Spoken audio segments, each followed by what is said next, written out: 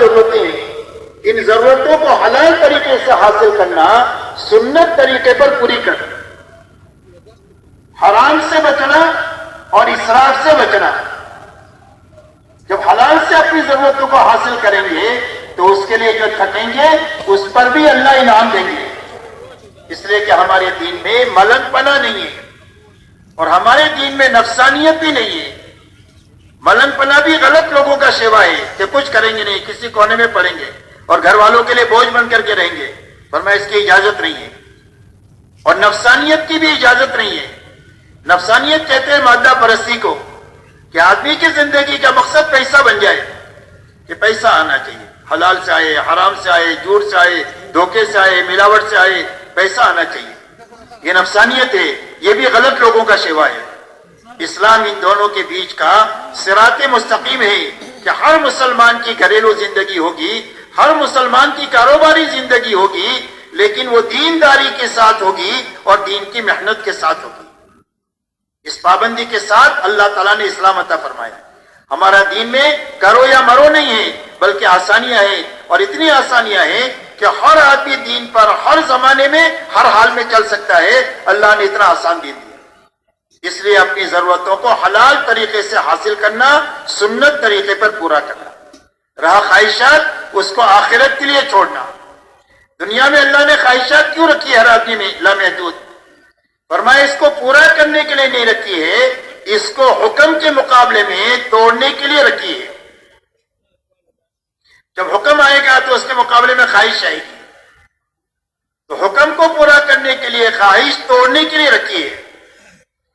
جب خواہش ٹوٹے گی تو ایمان کا نور ملے گا، ہدایت کا نور ملے گا۔ دیا جلتا ہے نا تیل تو روشنی ہوتی ہے، پیٹرول جلتا ہے تو گاڑی چلتی ہے۔ ایسا ہی جب خواہش ٹوٹتی ہے تو ہدایت کا نور ملتا ہے۔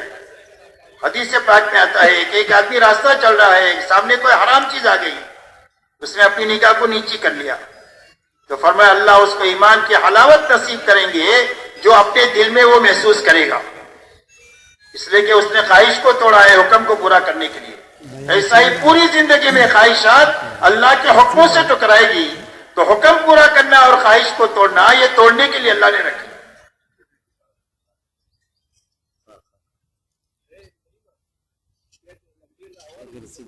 اور خواہش پوری کہاں کریں گے؟ فرمایا جنت میں پوری کریں گے، اس لیے کہ آخرت لامحدود ہے، تو وہاں پر راہ لامحدود خواہشات پوری ہوگی۔ اسی لیے فرمایا وَلَكُمْ فِيهَا مَا تَشْتَهِي أَنفُسُكُمْ وَلَكُمْ فِيهَا مَا تَدَّعُونَ۔ فرمایا تمہارے لیے جنت میں وہ ہے جو تمہارا جی چاہے۔ کبھی جی کے چاہنے کی کوئی حد ہے؟ جی تو کچھ بھی چاہ سکتا ہے۔ کہ کسی فقیر سے یوں کہو کہ پوری دنیا کا بادشاہ بننا چاہتا ہے تو کہ کیا کہے گا؟ ہاں کہے گا کہ نہ کہے گا؟ ہاں کہے گا، لیکن بیچارہ بن نہیں سکتا یہاں۔ لیکن آخرت میں اس کی خواہش پوری ہوگی۔ ہر آدمی اپنی جنت میں جنتیوں کی شاہانہ شان سے رہے گا، بادشاہوں کی طرح۔ اسی لیے فرمایا وَإِذَا رَأَيْتَ ثَمَّ رَأَيْتَ نَعِيمًا وَمُلْكًا كَبِيرًا۔ اے مخاطب تو دیکھے گا، پھر دیکھے گا، کیا دیکھے گا؟ فرمایا نعمتوں کا لامتناہی سلسلہ ہوگا جو کبھی ختم نہیں ہوگا، کبھی روک ٹوک نہیں ہوگی، اور ہر ایک کا بہت بڑا ملک ہوگا۔ کم سے کم درجے کا جو جنتی ہوگا اس کی جنت پوری دنیا سے 10 گنا بڑی جنت ہوگی۔ پاکستان سے بڑی نہیں، پوری دنیا سے 10 گنا بڑی جنت ہوگی۔ اور اس جنت پہ جوان بنا کر داخل کریں گے، کبھی بوڑھا نہیں ہوگا۔ تندرست بنا کر داخل کریں گے، کبھی بیمار نہیں ہوگا۔ خوبصورت بنا کر داخل کریں گے، کبھی بدصورت نہیں ہوگا۔ زندگی دے کر داخل کریں گے جہاں کبھی موت نہیں آئے گی۔ ہر ایک کی جوانی یوسف علیہ السلام، ہر ایک کا حسن حضرت یوسف علیہ السلام جیسا ہوگا۔ ہر ایک کی آواز حضرت داؤد علیہ السلام جیسی سریلی ہوگی۔ ہر ایک کے جوانی حضرت عیسیٰ علیہ السلام جیسی ہوگی۔ سب کی عمر 33 سال کی ہوگی جنت میں، اور ہر ایک کا قد حضرت آدم علیہ السلام جتنا ہوگا، اور ہر ایک کے اخلاق جناب محمد الرسول اللہ صلی اللہ علیہ وسلم جیسے ہوں گے، اور ہر جنتی کو 100 آدمیوں کی طاقت دے کر اللہ جنت میں داخل کریں گے۔ اللہ کا دیدار ہوگا جیسے چودھری رات کے چاند کو دیکھتے ہیں کوئی چیز رکاوٹ نہیں بنتی، اس طرح اللہ کے دیدار میں کوئی چیز رکاوٹ نہیں ہوگی۔ اللہ مہمانی فرمائیں گے، اور ہر آدمی نبیوں کی جو جتنا کام کرے گا وہ نبیوں کی کرسی کے اتنا ہی قریب ہوگا، اور اللہ تعالیٰ کی مہمانی میں جب سارے جنتیوں کی مہمانی ہوگی، اور ہر نعمت لازوال ہوگی، کبھی ختم نہیں ہوگی، اور کبھی اس پر روک ٹوک نہیں ہوگی، لا مقطوعۃ ولا ممنوعہ، کبھی ختم بھی نہیں ہوگی، کوئی روک ٹوک بھی نہیں ہوگی۔ اس لیے میرے دوستو اللہ تعالیٰ خواہشات پوری کرنے کے لیے جنت بنائی ہے، اور دنیا ضرورت کی پوری کرنے کی جگہ ہے، اس کو حلال طریقے سے حاصل کرنا ہے، سنت طریقے پر پوری کرنا ہے، حرام سے بچنا ہے اور اسراف سے بچنا ہے۔ اس لیے کہ حلال اور حرام کی تاثیر ایسی ہے جیسا کہ کھانے کی ہوتی ہے۔ آدمی اچھا کھانا کھائے تو طاقت بنے گی، خوشی محسوس ہوگی۔ سڑا ہوا کھانا پیٹ میں گیا چلا گیا تو کیا ہو جائے گا؟ بدہضمی ہو جائے گی، طے ہو جائے گی، جلاب ہو جائے گا، پھوڑی پھوسی نکل جائے گی، کہ کیا ہوا؟ کہ فوڈ پوائزن ہو گیا۔ ایسے ہی حلال اور حرام کی تاثیر ہے۔ جب زندگیوں میں حرام آتا ہے تو حرام سوچتا ہے، اور جب حلال آتا ہے تو زندگی میں حلال کام کرنا آدمی کو سوچتا ہے۔ حلال اور حرام کی اتنی تاثیر ہے۔ ایک اللہ والے فرماتے ہیں میری دعوت کیا ایک نیک آدمی نے، اور اس کا کھانا کھانے کے بعد کئی دنوں مجھے تہجد پڑھنے کا مزہ آیا، اور ایک غلط آدمی کے یہاں میری دعوت ہوئی، اس کا کھانا کھانے کے بعد کئی دنوں میرے اندر بدکاری کا جذبہ پیدا ہوا۔ اللہ میری آپ کی اور پوری امت کی حفاظت فرمائے۔ اس لیے میرے دوستو اپنے کھانے کمانے کی لائنوں کو علماء پر پیش کر کر کے ہر قسم کے حرام سے، ناجائز سے، مشتبہ سے، مکروہ سے نکالتے ہوئے پاک صاف لقمہ ہمارے پیٹ میں جانا چاہیے، اور ہمارے بچوں کے پیٹ میں جانا چاہیے، اور ہماری عورتوں کے پیٹ میں جانا چاہیے۔ ہم حلال کمائی کما کر ان کے اوپر خرچ کرنے کے مکلف ہے، حرام کمائی کر کے خرچ کرنے کے مکلف نہیں ہے۔ اس لیے میرے دوستو حرام سے بچانا، حلال سے کمانا، سنت طریقے پر اپنی ضرورتوں کو پوری کرنا، اسراف سے اپنے آپ کو بچانا۔ اس لیے کہ اسراف کی مثال اللہ والے فرماتے ہیں آگ کی ہے، آگ میں کتنا بھی لکڑی ڈالو سب کو جلا دے گی، اس کا پیٹ بھرے گا ہی نہیں۔ ایسا اسراف جب زندگی میں آ جاتا ہے تو ساری جانی مالی طاقت کو کھا لیتا ہے، نہ دعوت کے لیے بچے، نہ عبادت کے لیے بچے، نہ اخلاق کے لیے بچے، ساری جانی مالی طاقت کھا لیتا ہے۔ بوڑھے ماں باپ کو سنبھالنے کے لیے نہیں بچتی ہے، یہاں تک کہ فرض نماز پڑھنے کے لیے وقت نہیں بچتا۔ اسراف اتنی زندگی کو کھا لیتا ہے۔ اس لیے اسراف کی اجازت نہیں ہے، اسراف سے اپنے آپ کو بچانا اور سنت طریقے پر اپنی زندگی کو لانا۔ سنت میں برکت ہی برکت ہے، سنت میں رحمت ہی رحمت ہے، سنت میں حفاظت ہی حفاظت ہے، سنت میں سب سے زیادہ اللہ سے قرب پیدا کرنے کی طاقت اللہ نے رکھی ہے۔ اس لیے اپنی ضرورتوں کو اس طریقے سے پورا کریں۔ اسی کے ساتھ میں جب یہ چار لائنیں ٹھیک ہوگی، جب کلمہ بنے گا، جب عبادت کی لائن ٹھیک ہوگی، جب معاشرت کے لائن ٹھیک ہو جائے گی، اور جب ہماری معاملات کی لائن ٹھیک ہو جائے گی، اب ہماری زندگیوں میں اخلاق کے پھل لگیں گے۔ 5ویں نمبر پر جا کر زندگی میں اخلاق آتے ہیں، یہ چار لائنیں ٹھیک ہونے کے بعد میں، ورنہ تو اغراض ہی ہوتی ہے۔ اور جب اخلاق زندگی میں آئیں گے تو پوری دنیا اسلام کی طرف ایسے آئے گی جیسا بھوکا کھانے کی طرف آتا ہے، اور پیاسا پانی کی طرف آتا ہے، اور دھوپ میں چلنے والا چھاؤں کی طرف آتا ہے، ایسی ساری انسانیت دین کی طرف اور اسلام کی طرف دوڑ کر آئے گی، اور دنیا کا کوئی بھی پروپیگنڈا ان کو حق کی طرف سے آنے سے روک نہیں سکتا ہے۔ اسی لیے دنیا میں دین جو چلا ہے وہ طاقت کے زور پر نہیں چلا ہے، بلکہ ایمان اور اعمال اور اخلاق کے راستے سے چلا ہے۔ صحابہ دنیا میں جو پھرے ہیں وہ ایمان کے ساتھ، اعمال کے ساتھ اور اخلاق کے ساتھ دنیا میں پھرے ہیں، جو ساری انسانیت کے قلوب کو اسلام کی طرف متوجہ کیے۔ اس لیے میرے دوستو اپنی اخلاقی زندگی کو اچھے سے اچھی بنانا۔ اخلاق کے بارے میں یہ فرمایا اکملکم ایمانا احسنکم اخلاقا، فرمایا تم میں سب سے زیادہ کامل ایمان والا وہ ہے جو تم میں سب سے زیادہ اچھے اخلاق والا ہے۔ اور اخلاق کا خلاصہ فرمایا کس میں؟ فرمایا کسی کو ہم سے تکلیف نہیں پہنچے، سب کو ہم سے راحت پہنچے، اپنوں کو، پرایوں کو، سب کو، ساری انسانیت کو ہم سے راحت پہنچے۔ ہماری کسی کے ساتھ کوئی دشمنی نہیں ہے، ہماری کسی کے ساتھ کوئی دشمنی نہیں ہے۔ ہم اللہ کو چاہتے ہیں، اللہ کے نبی کو چاہتے ہیں، ان کی لائی ہوئی زندگی چاہتے ہیں، اور ساری انسانیت کے لیے ہم بھلائی چاہتے ہیں کہ ساری انسانیت جہنم کے عذاب سے بچ جائے اور ساری انسانیت جنت میں داخل ہو جائے، اللہ کی ناراضگی سے بچ جائے اور اللہ کی رضا والی زندگی حاصل کر لے، اللہ کی رضا والی موت مرے۔ یہ ساری انسانیت کے لیے ہم چاہتے ہیں، ہماری کسی کے ساتھ کوئی دشمنی نہیں، اس لیے ہر ایک کے ساتھ میں ہم بھلائی کریں گے۔ اور اخلاق کا خلاصہ حضور صلی اللہ علیہ وسلم نے چند باتوں میں بتایا ہے۔ آپ یہ فرماتے ہیں کہ جو تمہارے ساتھ برائی کرے اس کے ساتھ بھلائی کرو، جو تمہارے پر ظلم و زیادتی کرے اس کو درگزر کرو، معاف کرو، اس لیے کہ معاف کرنا آسان ہے، بدلہ لینا مشکل ہے۔ ایک آدمی نے آپ کو تماچا مارا، کیونکہ وہ اتنا ہی ناپ کے تماچا مار سکتے ہیں، اگر آپ نے زور سے مار دیا تو آپ کا شمار ظالموں میں ہو جائے گا۔ کس میں ہو جائے گا؟ ظالموں میں۔ ایک مرتبہ حضرت صدیق اکبر حضور صلی اللہ علیہ وسلم کے ساتھ تھے، سامنے سے ایک دوسرا آدمی آیا، غلط آدمی، اس نے آ کر کے حضرت صدیق اکبر کو بلا بینا کہنا شروع کیا۔ صدیق اکبر خاموش ہے، حضور صلی اللہ علیہ وسلم ہنس رہے۔ تھوڑی دیر کے بعد صدیق اکبر نے جواب دینا شروع کیا تو آپ وہاں سے چل دیے۔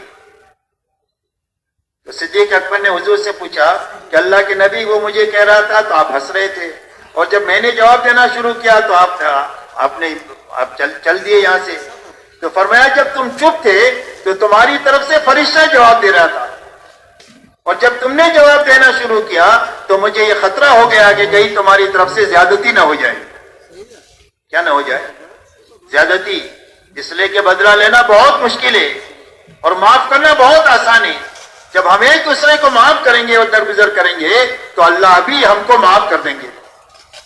اللہ سے معافی لینے کا راستہ اللہ کے بندوں کو معاف کرنا ہے، اللہ کے بندوں کو درگزر کرنا ہے۔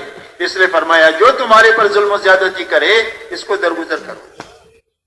فرمایا جو تمہارے ساتھ رشتہ داری کو توڑے اس سے رشتہ داری کو جوڑو، جو رشتہ داری توڑے اس کے ساتھ رشتہ داری جوڑو۔ اس لیے کہ صلہ رحمی کا مسئلہ تو بہت اہم ہے۔ قیامت کے دن صلہ رحمی اللہ سے کہے گی اے اللہ جس نے مجھے دنیا میں جوڑا اپنی رحمت سے اس کو جوڑ دے، اور جس نے مجھے دنیا میں توڑا اپنی رحمت سے اس کو کاٹ دے۔ اس لیے ہر حال میں رشتہ داری کو نبھانا چاہیے، چاہے کتنا ہی اپنی آنکھ پر جھیلنا پڑے، کتنا ہی برداشت کرنا پڑے، کبھی رشتہ داری کو خراب نہیں کرنا چاہیے۔ اپنے ماں باپ کے ساتھ، اپنے بھائی بہنوں کے ساتھ، اپنی سسرالی رشتے داروں کے ساتھ، اپنے اور رشتہ داریوں کے ساتھ، کسی رشتہ داری کے ساتھ میں کبھی بھی بگاڑ نہیں کرنا چاہیے، بلکہ صلہ رحمی کے ساتھ میں رہنا چاہیے۔ اس لیے کہ صلہ رحمی سے رزق میں بھی برکت ہوتی ہے اور عمر میں بھی برکت ہوتی ہے۔ اس لیے فرمایا جو رشتہ داری کو توڑے اس کے ساتھ رشتہ داری کو جوڑو، اور فرمایا جو تمہیں کبھی کھانے چائے پانی کو نہ پوچھے اس کو کھلاؤ پلاؤ، تو کبھی چائے پانی کا نہ پوچھے اس کو کھلانا پلانا۔ فرمایا اولین اور آخرین کے اخلاق ہے۔ اور حضور صلی اللہ علیہ وسلم کے زمانے میں جتنی زبردست جاہلیت تھی وہ جو ختم ہوئی ہے وہ آپ کے اخلاق کے راستے سے ختم ہوئی ہے۔ جو آپ کے جان کے دشمن تھے وہ آپ کے لیے جان دینے والے بن گئے، جو آپ کے جان لینے والے تھے وہ جان دینے والے بن گئے، اور جو آپ کے دشمن تھے وہ آپ کے دوست بن گئے اور آپ کے اوپر اپنا سب کچھ نشاور کرنے والے بن گئے۔ میرے دوستو حدیبیہ کے موقع پر سہیل ابن عمرو یہ لکھنے کے لیے تیار نہیں ہے من محمد رسول اللہ، لیکن اللہ تعالیٰ نے فتح مکہ کے بعد حجۃ الوداع میں ایسا حال بنایا کہ سہیل ابن عمرو کھڑے ہیں، حضور صلی اللہ علیہ وسلم حلق کرا رہے ہیں اور آپ کے بالوں کو اٹھا رہے ہیں اور اپنے آنکھوں سے چوم رہے ہیں، اور آپ وضو کر رہے ہیں اور آپ کے وضو کو لے کر کے اپنے بدن کے پر مل رہے ہیں۔ جو محمد رسول اللہ لکھنے کے لیے تیار نہیں ہے کہ اگر آپ کو اللہ کا نبی مانتے تو جھگڑا کا ہی کیا تھا، آپ لکھو میں محمد ابن عبداللہ، لیکن اللہ نے ایسی زندگیاں بدلی ہے وہ آپ کے اخلاق کے راستے سے بدلی ہے۔ اسی لیے آپ اندازہ لگاؤ حضور پاک صلی اللہ علیہ وسلم جب فاتحانہ طور پر مکہ مکرمہ میں داخل ہوئے ہیں تو مکہ مکرمہ میں آپ کے ساتھ میں 10,000 جان نثاروں کی جماعت ہے، اور مکہ میں وہ لوگ موجود ہیں جو آپ کے لیے آپ کے راستے میں کانٹے بچھائے، آپ کے پر اونٹ کی ہوئی ڈالی، آپ کی بیٹی حضرت زینب کو نیزہ مارا، اور آپ کے خباب کو، خبیب کو، عمار کو، یاسر کو، سمیہ رضی اللہ عنہم اجمعین کو تکلیفیں پہنچائی اور شہید کیا ہے، لیکن آپ نے کسی سے بدلہ نہیں لیا۔ آپ نے فرمایا یہ بتاؤ میں تمہارے ساتھ کیا معاملہ کروں گا؟ مکے والوں نے کہا اخن کریم ابن اخن کریم، فرمایا آپ تو بھلے ہیں، بھلوں کی اولاد ہیں۔ آپ نے فرمایا میں تمہارے ساتھ وہ معاملہ کروں گا جو میرے بھائی یوسف نبی نے اپنے بھائیوں کے ساتھ کیا تھا، جن بھائیوں نے کنویں میں ڈالا اور حالات سے گزرنا پڑا۔ جب یہ بھوکے ان کے پاس آئے ہیں تو کہا لا تثریب علیکم اليوم، تمہارے پر کوئی لعن طعن نہیں، اللہ تم کو معاف کرے، ہم نے تم کو معاف کر دیا۔ فرمایا انتم الطلقاء، جاؤ تم سارے کے سارے آزاد ہو۔ مکے والے کہتے ہیں ہم کو ایسا لگ رہا تھا کہ ہم اپنی قبروں سے نکلے ہیں اور ہم کو نئی زندگی ملی ہے، یہ ایسی اخلاقی زندگی لے کر آپ دنیا میں تشریف لائے۔ اس کا نتیجہ یہ ہوا کہ پورے مکہ کے 100% لوگ ایمان میں داخل ہوئے سوائے چند کے، اور اس کے بعد میں مکہ کا فتح ہونا کیا تھا کہ اللہ تعالیٰ نے پورے عالم میں ہدایت کے پھیلنے کی ہوائیں چلا دیا، یہاں تک کہ فتح مکہ میں 10,000 ہے، تبوک میں 30,000 ہے، حجۃ الوداع میں 1.25 لاکھ ہے، اور خلافت راشدہ کے 30 سالہ دور میں دنیا کے کونے کونے میں اللہ کا کلمہ بلند ہو چکا ہے اور کفر کا کلمہ نیچے ہو چکا ہے۔ پوری دنیا امن و امان کا گہوارہ بن چکی ہے، اور ایمان والوں کی طرف کوئی میلی نگاہ سے دیکھنے کی ہمت اور سکت نہیں رہی ہے۔ اللہ نے ایسے امن و امان اور سلامتی کی فضا دنیا میں بنائی اتنے تھوڑے سے عرصے میں۔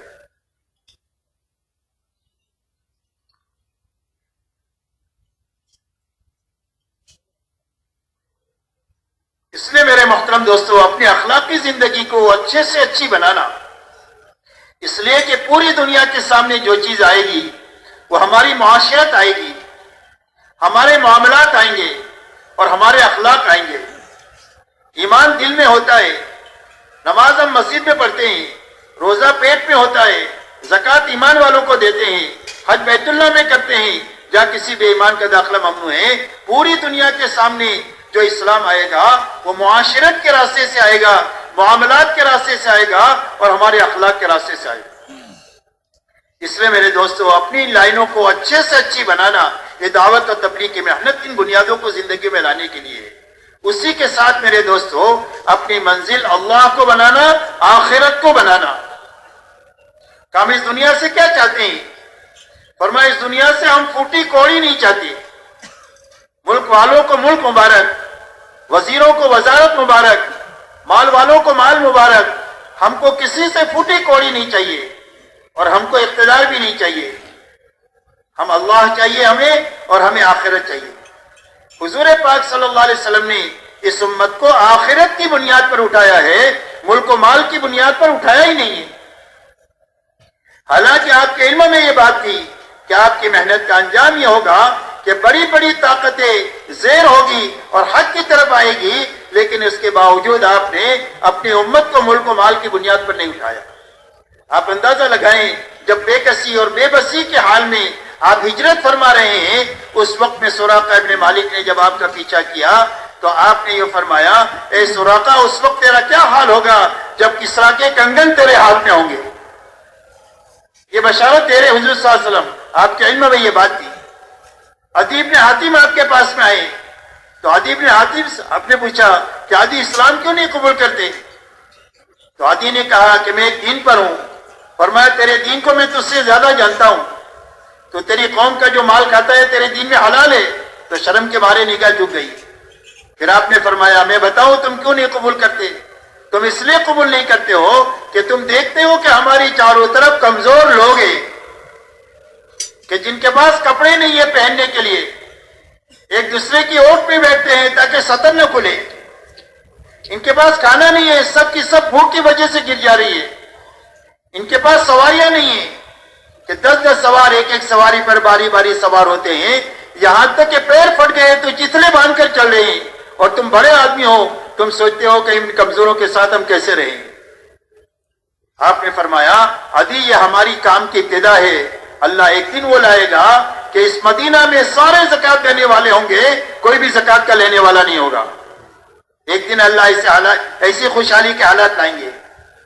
اور یوں فرمایا اس وقت میں تم ہماری کمزوری اور بے بسی دیکھ رہے ہو، اور چاروں طرف دشمنوں کی یرغمال ہمارے پیچھے دیکھ رہے ہو، لیکن اللہ اس کام سے دنیا میں وہ امن و امان لائیں گے کہ ایک لڑکی صنعاء سے چل کر مکہ مدینہ آئے گی، نہ اس کو اپنے زیورات کی چوری ہونے کا خوف ہوگا اور نہ اپنے عصمت کے لوٹنے کا خوف ہوگا۔ دنیا میں ہمارے کام سے اتنا امن و امان آئے گا۔ دنیا میں اتنی سلامتی آئے گی کہ ایک آدمی عراق سے لے کر مکہ مدینہ آئے گا، پوچھا جا گیا کیسے پایا لوگوں کو؟ فرمایا میں نے لوگوں کو ایسا پایا کأنہم من اب و ام واحد، میں نے ان کو ایسا پایا جیسے ایک ہی ماں باپ کی اولاد ہے، کوئی جھگڑا نہیں، کوئی تیری میری نہیں، کہیں مجھے اجنبیت نہیں محسوس ہوئی، مجھے ایسے لگا کہ میں اپنوں سے نکل کر اپنوں میں آیا ہوں، اسے یا ایسا حالات پیدا ہوں گے۔ اور یہ فرمایا کسریٰ ابن ہرمز کے خزانے فتح ہوں گے اور ان کے فتح کرنے والوں میں تم بھی ہوں گے۔ کہ حضور صلی اللہ علیہ وسلم جاننے کے باوجود آپ نے امت کو ملک و مال کی بنیاد پر نہیں اٹھایا۔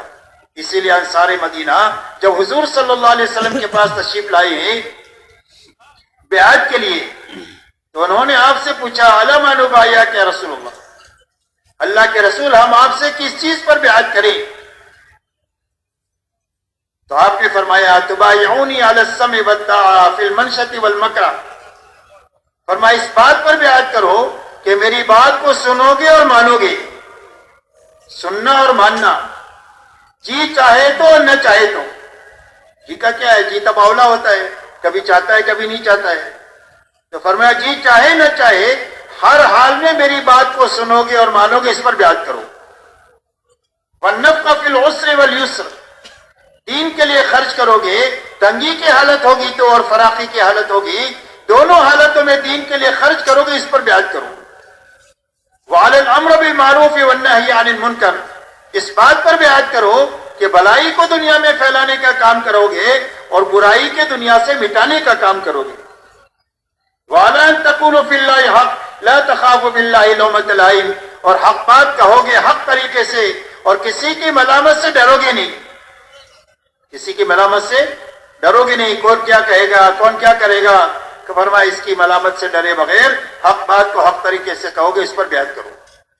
وَعَلَىٰ أَن تَمْنَعُونِي كَمَا تَمْنَعُونَ أَنفُسَكُمْ وَأَوْلَادَكُمْ وَأَزْوَاجَكُمْ، اور فرمایا جب تمہاری دعوت پر میں مدینہ میں آ جاؤں اور پورا عالم تمہارا دشمن ہو جائے اور تمہارے مقابلے پر آ جائے، اس وقت میں میری حفاظت کے لیے ان تمام وسائل کو تم اختیار کرو گے جن وسائل سے تم اپنی عورتوں کی اور اپنے بچوں کی حفاظت کرتے ہو، اس پر بیعت کرو۔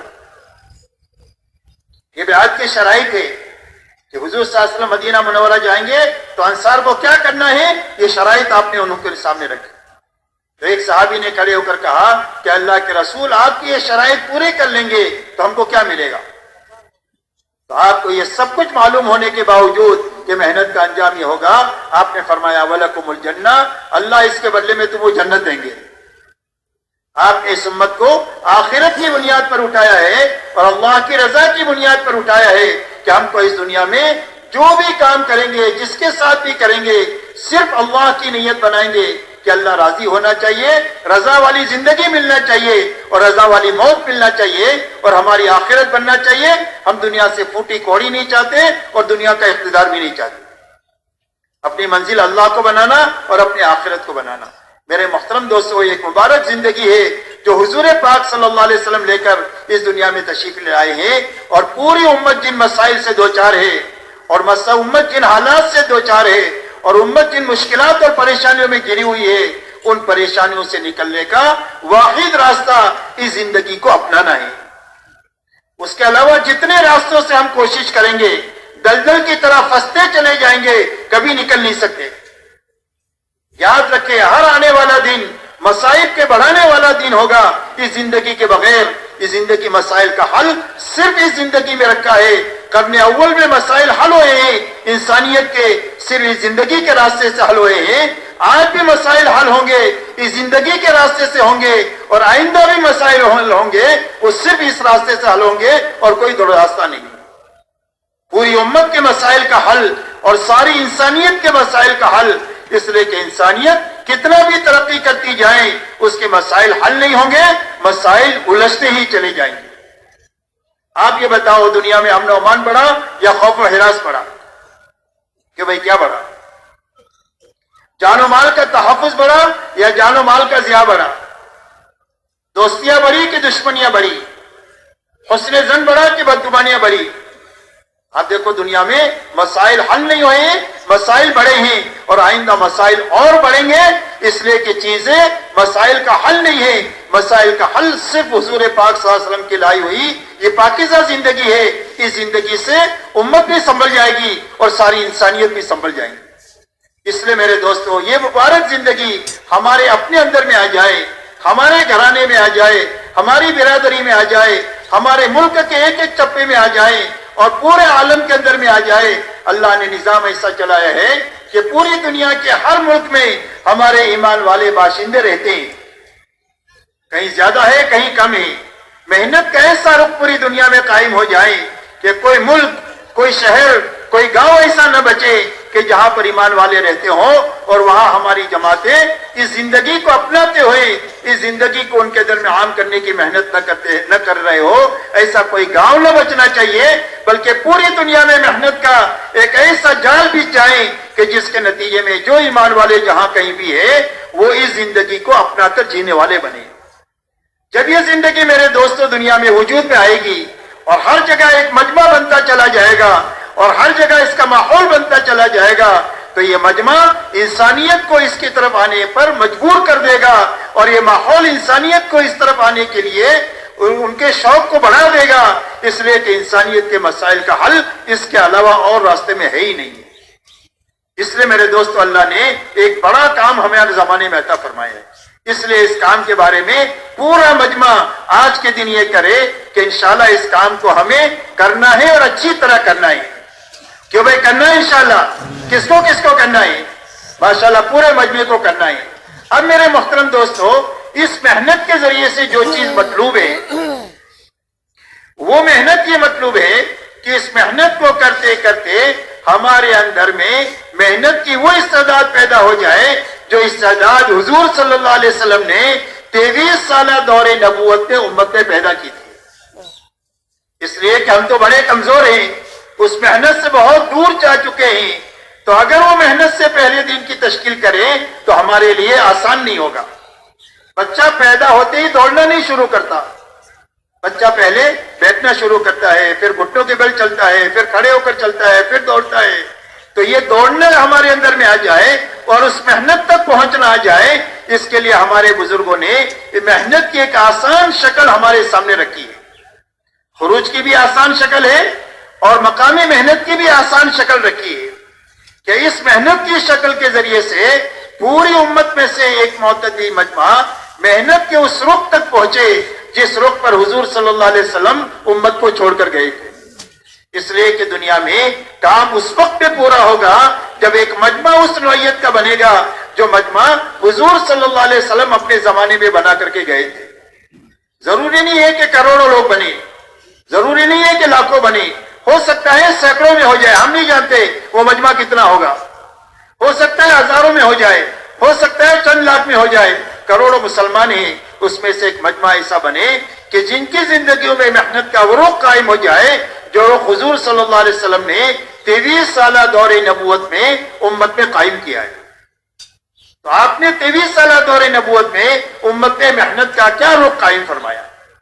آپ نے محنت کا یہ رخ قائم کیا کہ جو آپ کی دعوت پر ایمان میں آیا آپ نے اس کی جان مال کو ایمان کے سیکھنے پر اور ایمان کے پھیلانے پر یعنی دعوت اللہ پر اتنی لگوایا جتنا کہ دعوت کا تقاضا تھا۔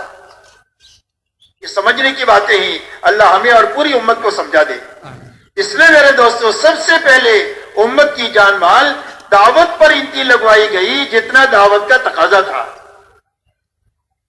یہ سمجھنے کی بات ہے کہ بھائی گھر کاروبار میں ہم کتنے لگتے لگاتے ہیں، گھر کاروبار میں کتنے لگتے لگاتے ہیں، جتنا تقاضا ہوتا ہے اتنے لگتے لگاتے ہیں۔ جب گھر کاروبار میں اتنے لگتے لگاتے ہیں تو گھر کاروبار کے سارے تقاضے پورے ہو رہے ہیں، اس لیے کہ جتنا تقاضا ہے اتنا لگتے ہیں۔ تو دعوت پر ہماری جان مال جب اتنی لگے گی جتنا دعوت کا تقاضا ہے تو دعوت کے جتنے تقاضے گھر سے لے کر عالم کے ہیں وہ سارے تقاضے اچھی طریقے سے پورے ہوتے چلے جائیں۔ اس لیے سب سے پہلے آپ نے امت کی جان مال دعوت پر اتنی لگوائی جتنا دعوت کا تقاضا تھا۔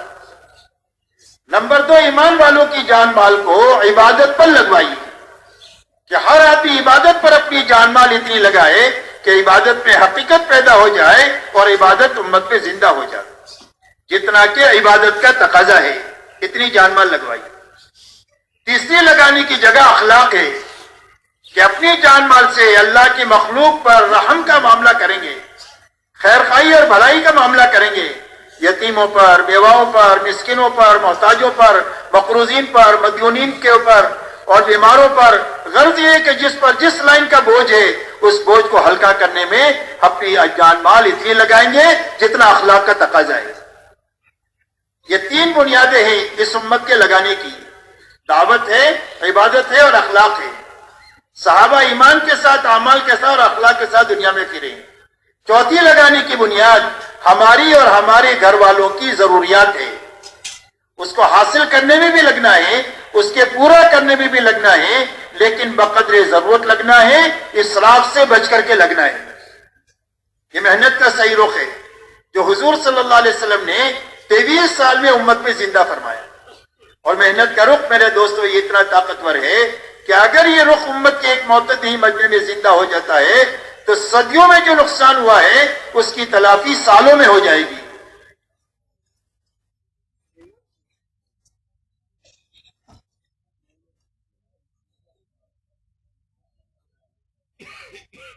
آپ انداز لگائے حضرت عیسیٰ علیہ السلام اور حضور صلی اللہ علیہ وسلم کے بیچ میں 650 سال کا زمانہ ہے۔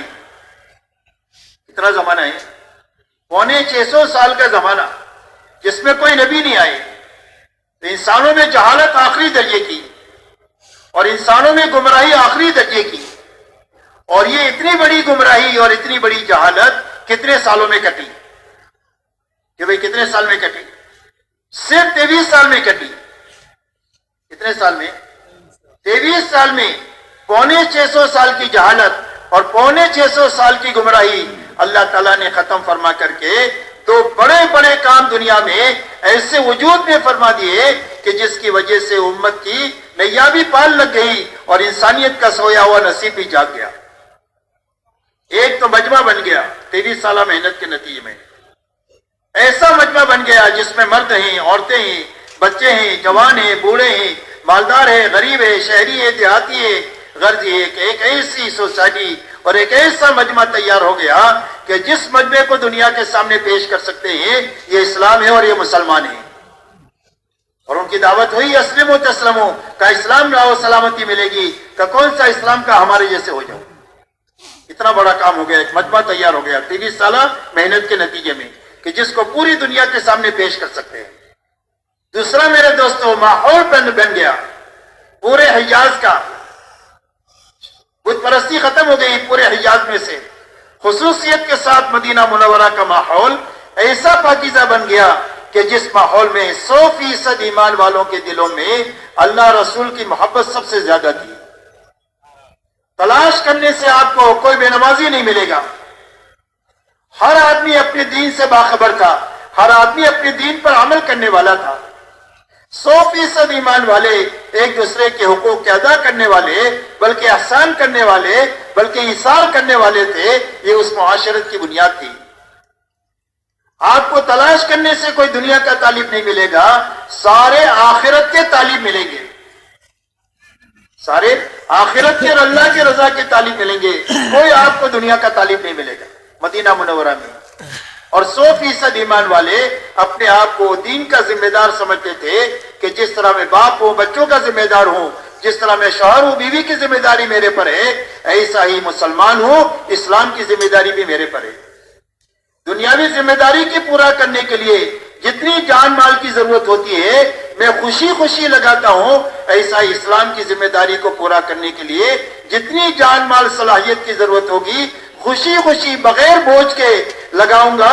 100% ایمان والے اپنے آپ کو اس کا ذمہ دار سمجھتے تھے، یہاں تک کہ آپ کے زمانے میں کام کا رخ یہ تھا کہ جب کوئی تقاضا آپ کے سامنے آتا تو نماز کے عنوان پر ایمان والے مسجد میں جمع ہو جاتے، وہ تقاضا ان کے سامنے رکھ دیا جاتا تو سارا مجمع اس تقاضے کو پورا کرنے کے لیے تیار ہے۔ لیکن اس مجمع میں بعض لوگ وہ ہیں کہ جن کے پاس سواری بھی ہے توشہ بھی ہے کام پر جانے کے لیے، بڑا مجمع وہ ہے جن کے پاس سواری بھی نہیں ہے توشہ بھی نہیں ہے، اور حضور صلی اللہ علیہ وسلم کے پاس اتنا مال نہیں ہے کہ ان کو سوار بھی کرے ان کو توشہ بھی دے۔ تو جن کے پاس سواری اور توشہ ہے وہ تو چلے گئے کام پر، اور جن کے پاس سواری اور توشہ نہیں تھا وہ روتے ہوئے رہ گئے قرآن ان کے بارے میں کہہ رہا ہے تولوا اعینہم تفیض من الدم، فرمایا اس حالت میں یہ واپس لوٹے ہیں کہ ان کی آنکھوں سے آنسو جاری ہے کہ کرنے کا کام تھا رہ گیا۔ آپ نے فرمایا یہ رونے والے جانے والوں کے ساتھ ہے، اور جو اکرام ان جانے والوں کا اللہ کریں گے وہی اکرام ان رونے والوں کا بھی اللہ وہی اکرام کریں گے۔ جو ترقی کرنے والوں کو اللہ دیں گے وہ ترقی ان رونے والوں کو بھی اللہ وہ ترقی دیں گے۔ اس لیے میرے دوستو محنت کا یہ رخ پورے مدینہ میں قائم ہوا۔ جب ماحول بن گیا اور مجمع بن گیا تو آپ دیکھو پوری دنیا کے اسلام کی طرف آنے کی راہ ہموار ہو گئی۔ اس لیے کہ جب کبھی بھی ہمارے اندر میں اس بات کا فکر پیدا ہوگا کہ انسانیت جہنم سے بچ جائے، اس وقت میرے دوستو ہم کو دنیا کے سامنے یہی دو چیز پیش کرنی ہوگی۔ ہماری تقریر اور تحریر سے دنیا مطمئن نہیں ہوگی کہ ہم تقریر سے ان کو اسلام سمجھا دے یا ان کو تحریر سے سمجھا دے، دنیا اس سے مطمئن نہیں ہوگی۔ دنیا ان دو چیزوں کا مطالبہ کرے گی کہ اسلام ہمارے زمانے میں اس زمانے میں قابل عمل ہے، اس کا نمونہ آپ ہم کو بتاؤ، محلہ بتاؤ، شہر بتاؤ، ملک بتاؤ، جہاں ہم جا کر کے دیکھیں کہ 100% مرد، عورتیں، جوان، بوڑھے پورے دین پر چل رہے، ایسا کوئی مجمع ہم کو بتاؤ، یا ایسا کوئی ماحول آپ ہم کو بتاؤ کہ جس ماحول میں جا کر کے ہم یہ دیکھیں کہ 100% دینداری زندہ ہے۔ اور جب یہ دو چیزیں آپ دنیا کے سامنے پیش کر لیں گے تو پوری دنیا حق کی طرف ایسی دوڑ کر آئے گی جیسا بھوکا کھانے کی طرف آتا ہے، پیاسا پانی کی طرف آتا ہے، اور دھوپ میں چلنے والا چھاؤ کی طرف آتا ہے، اور دنیا کا کوئی بھی پروپیگنڈا ان کو حق کو قبول کرنے سے روک نہیں سکتا ہے۔ اللہ تعالیٰ نے اتنی طاقت حق میں رکھی ہے، شرط یہ ہے کہ ایک مجمع بننا چاہیے اور ایک ماحول بننا چاہیے، اور یہ اس وقت پہ بنے گا جب محنت کا یہ رخ قائم ہو۔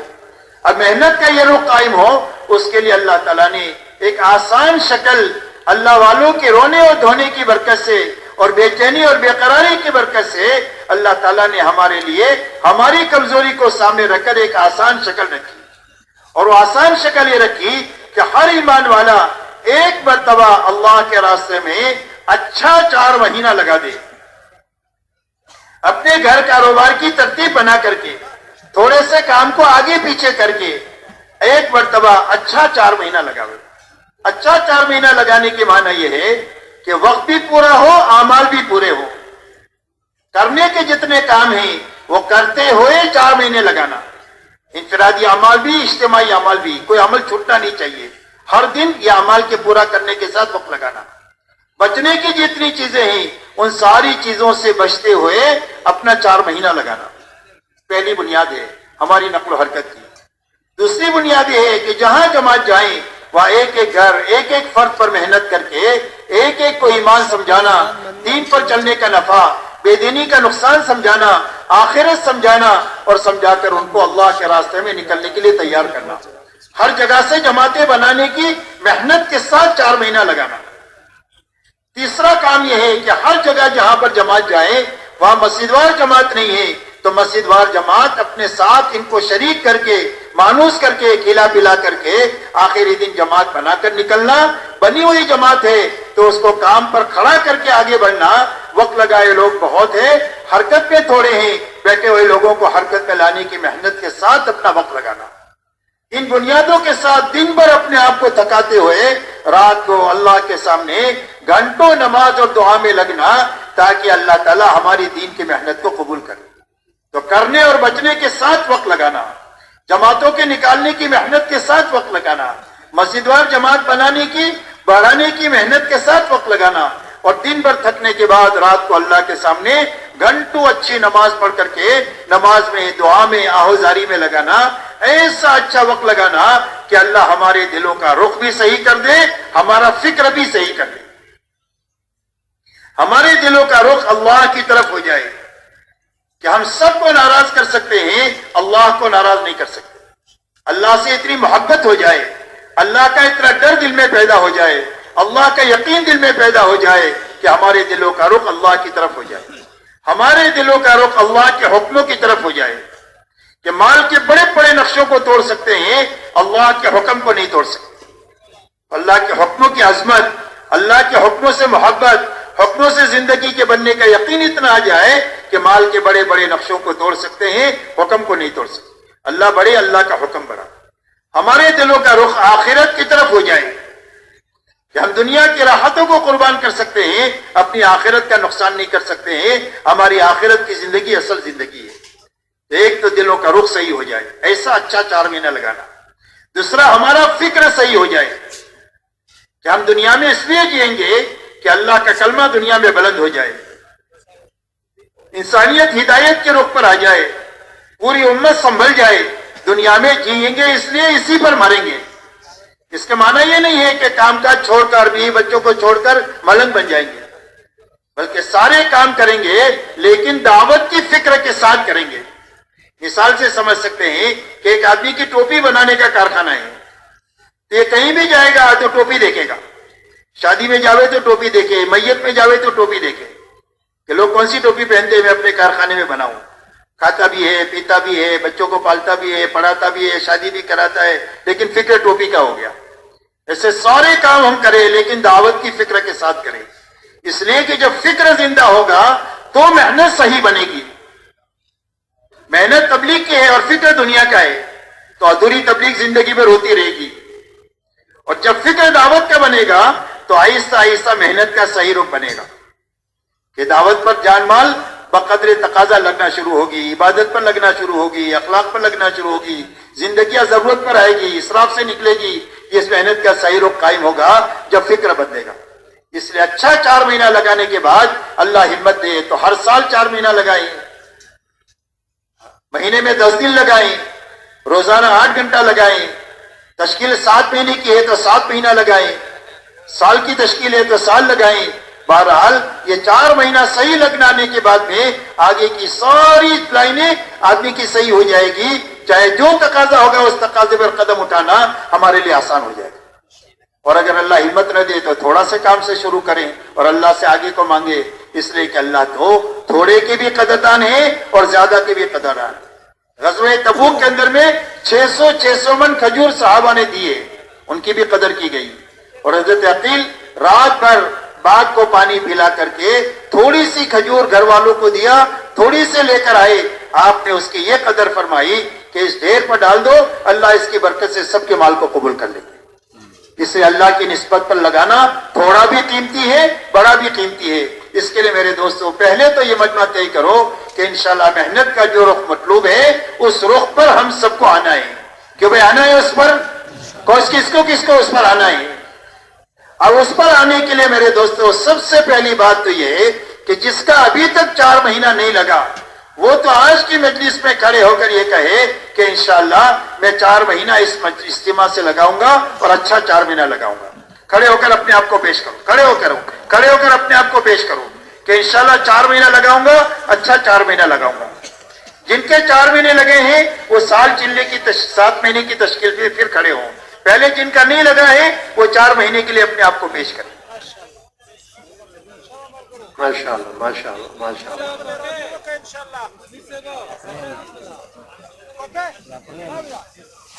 فرمائے ماشاءاللہ فرمائے. آپ حضرات ماشاءاللہ آپ علاقوں سے جماعتیں بنا کے لے کے آئے ہیں، جماعت وہاں نکل گیا.